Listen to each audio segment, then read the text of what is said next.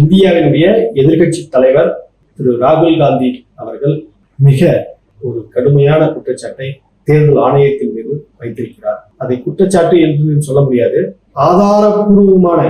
ஏறத்தாழ இந்தியாவில் ஒரு 60 ஆண்டு காலம் ஆட்சியில் இருந்த ஒரு கட்சியினுடைய தலைவர், இந்தியாவுடைய எதிர்கட்சி தலைவர், இப்படி மிக ஆளுமை மிக்க ஒரு தலைவர், அவர் இந்திய தேர்தல் ஆணையத்தின் நம்பகத்தன்மையை பற்றி மிக ஆதாரபூர்வமான ஒரு தகவலை வெளியிட்டு இந்தியாவிலேயே ஒரு அதிர்ச்சியை ஏற்படுத்தியிருக்கிறார். இது ஒன்றும் சாதாரணமான ஒரு குற்றச்சாட்டு அல்ல.